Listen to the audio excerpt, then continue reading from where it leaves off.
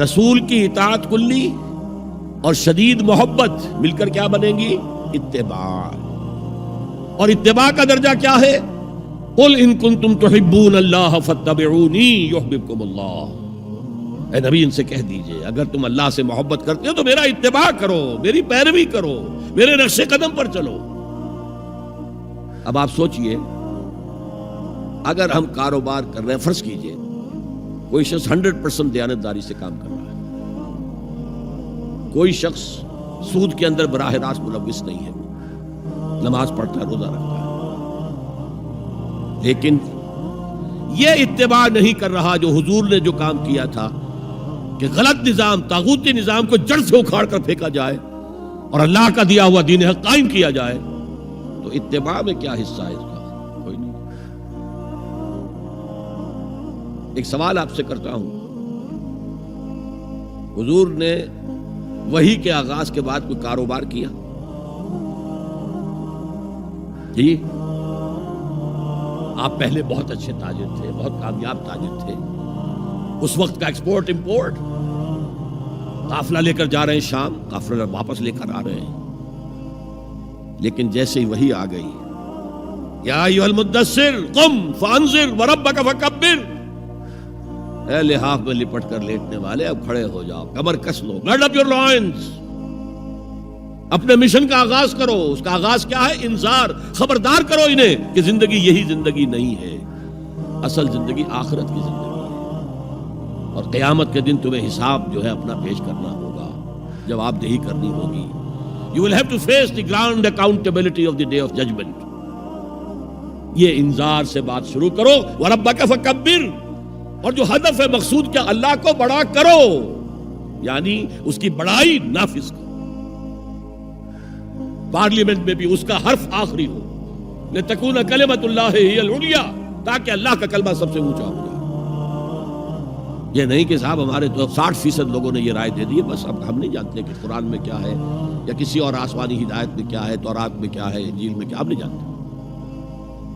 اگر ہم اس کے خلاف جد و جہد نہیں کرتے تو اتباع میں کوئی حصہ نہیں ہے.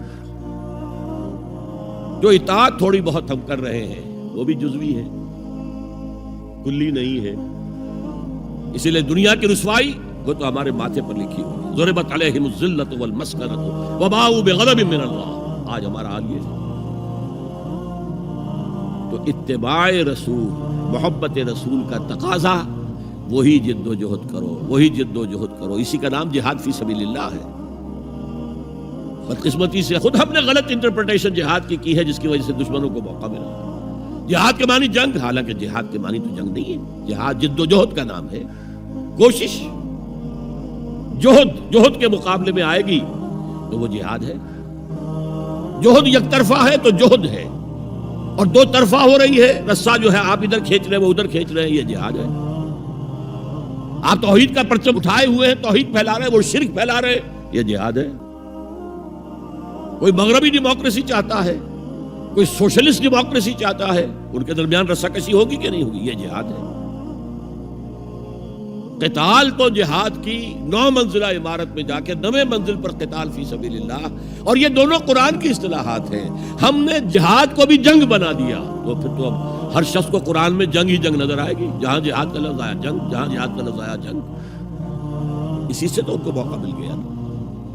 اے نبی آپ ان کافروں کی باتیں نہ سنیں، نہ ان کے باتوں میں آئیں، چاہے وہ صاف انکار کر رہے ہیں اور چاہے وہ کوئی مصالحت چاہتے ہیں کہ محمد کچھ نرمی دکھاؤ، کچھ ہماری مانو، کچھ اپنی منوا لو. یہ تم نے جو کل پیدا کر دی ہے، گھر گھر لڑائی ہو رہی ہے، اولاد ماں باپ سے جدا ہو گئی، بہن بھائی سے جدا ہو گیا، شوہر بیوی سے جدا، بیوی شوہر سے جدا. جو کہتے ہیں کہ a house divided amongst itself cannot stand. ہمارا تو تم نے قبائلی جو ہمارا روب تھا وہ ختم کر دیا دنیا میں. لہذا ایسا کرو، کچھ مصالحت کرو، کچھ اپنی منوا لو، کچھ ہماری مانو. قرآن نے کہا وَدُّوا لَوْ تُدْهِنُ فَيُدْهِنُونَ فَلَا تُطِعِ الْمُكَذِّبِينَ. ان کی بات نہ سنیے. تو جہاد تھا جو ہو رہا تھا، جس کے لیے میں نے رات تقریر کی ہے، جہاد بالقرآن. فَلَا تُطِعِ الْكَافِرِينَ وَجَاهِدْهُمْ بِهِ جِهَادًا كَبِيرًا. یہ سورہ الفرقان کی آیت ہے نمبر 52. اور شروع کیسے ہوتی ہے سورہ الفرقان؟ تبارک الذی نزل الفرقان علی عبدہ لیکون للعالمین نذیرا. بڑی بابرکت ہے وہ ذات جس نے اپنے بندے محمد پر صلی اللہ علیہ وسلم یہ الفرقان نازل کر دیا تاکہ تمام جہان والوں کو خبردار کر دے. انذار، اور وہ پوری نوع انسانی کے لیے انذار. اسی میں آگے آتا ہے اسی صورت میں فلا تطع الکافرین، اے نبی آپ ان کافروں کی باتیں نہ مانیں، نہ سنیں، نہ توجہ دیں.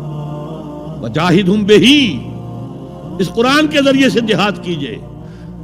12 برس مکے میں قرآن کے ذریعے سے جہاد ہوا ہے، تلوار تو نہیں اٹھی. الٹا حکم یہ تھا کہ چاہے تمہارے ٹکڑے کر دیں، چاہے تمہیں آگ میں جلا دیں.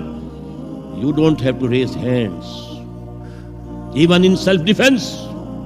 کفو ایدیکم، اپنے ہاتھ بندھے رکھو، روکے رکھو، کوئی جوابی کارروائی نہیں. 12 برس. This was the order of the day. یہ جہاد بالقرآن، اس جہاد بالقرآن کے ذریعے سے لوگوں کو کھینچا گیا. پھر بیعت لے کر ان سے ان کو منظم جماعت بنایا گیا. پھر ان کا تزکیہ کیا گیا. تزکیہ کس بات کا؟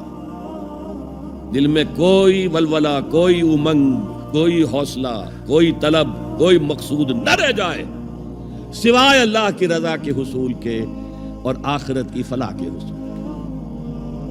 جب تک پاک نہیں ہو جائے گا دل، جب تک دل سے ساری امنگیں، ساری ایمبیشن نہیں نکل جائیں گی سوائے اللہ کو راضی کرنا اور آخرت کی فلاح طلب کرنا، یہ ہے تزکیہ. یتلو علیہم آیاتہ ویزکیہم ویعلمہم الکتاب والحکمہ.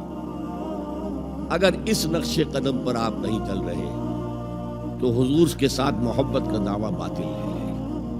آپ مسلمان ہیں، ٹھیک ہے، آپ مانتے ہیں انہیں اللہ کا رسول، اور آپ درود بھی بھیج دیتے ہیں، نماز میں بھی درود ابراہیمی ہے، سب کچھ ہے. لیکن یہ ہے کہ اتباع رسول، محبت رسول کے بغیر نہیں.